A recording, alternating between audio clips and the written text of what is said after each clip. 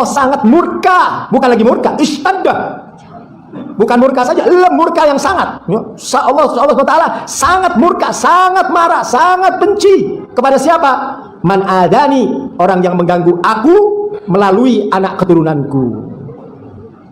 Lihat dari kalimat ini, man adani fi itrati, siapa orang yang mengganggu aku melewati anak keturunanku. Artinya manakala kita mengganggu anak keturunannya, mencaci, membenci, hasud, sama artinya kita mengganggu baginda Nabi Muhammad.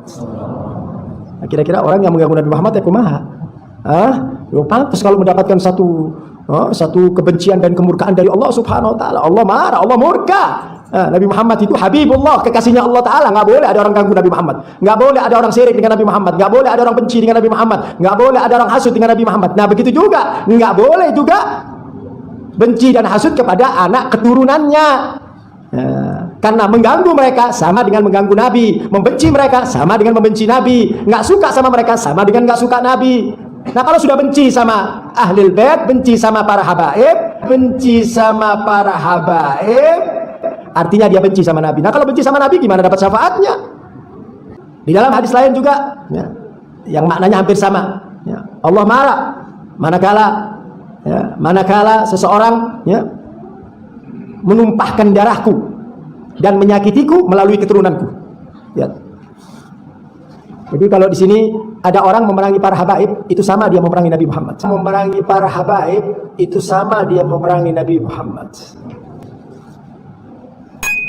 Kalian perangi para habaib, bahkan sampai terbunuh. Seperti ceritanya ketika terjadi perang Karbala, di mana Sayyidina Husain, cucu Nabi Muhammad SAW, yang dipenggal di padang Karbala di daerah Irak sana, dengan pasukan Yazid bin Ubaidillah dengan pasukan Ziyad bin Ubaidillah atas perintah Yazid bin Muawiyah. Itu menyakiti hati Rasulullah. Menyakiti hati Rasulullah. Mereka menumpahkan darah dagingnya Nabi Muhammad SAW, di mana Sayyidina Husain yang diangkat, yang digendong sama Nabi, yang dicium sama Nabi dengan penuh cintanya, cucu Nabi. Dan itu dari situlah keturunan Nabi Muhammad, dari situ. Sengaja mereka mau habiskan, supaya keturunan Nabi Muhammad tidak sampai sekarang. Dia bunuh Sayyidina Husain, dia penggal Sayyidina Husain, Masya Allah. Tapi janji Allah nggak bakal bisa dilawan. Allah tetap akan mengabadikan daripada keturunan Nabi Muhammad. Maka di situ diselamatkan salah satu anak daripada Sayyidina Husain, namanya Ali Zainal Abidin. Tinggal satu-satunya orang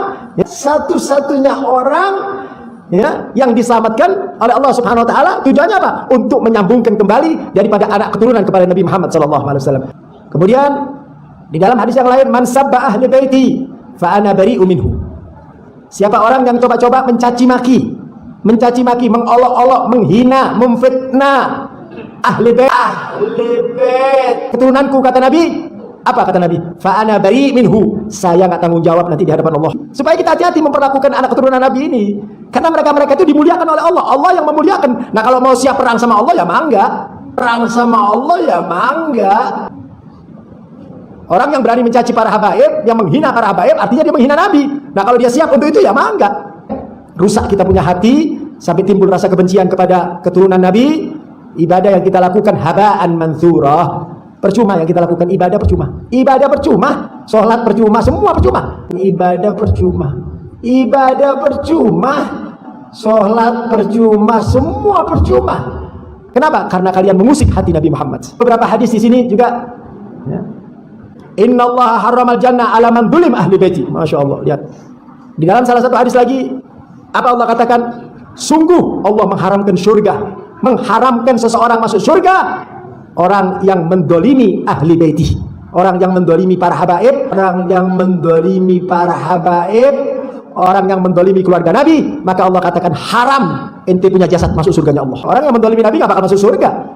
Mau ibadahnya sebesar apapun, sedekahnya sebanyak apapun, kalau dia mendolimi Nabi lewat anak keturunannya, lewat para habaib yang dia lakukan itu, maka sama itu artinya mengganggu Nabi. Dan kalau itu dilakukan, maka itu sama artinya mengganggu baginda Nabi Muhammad SAW, dan Allah akan haramkan orang tersebut untuk masuk dalam surganya Allah Subhanahu wa ta'ala.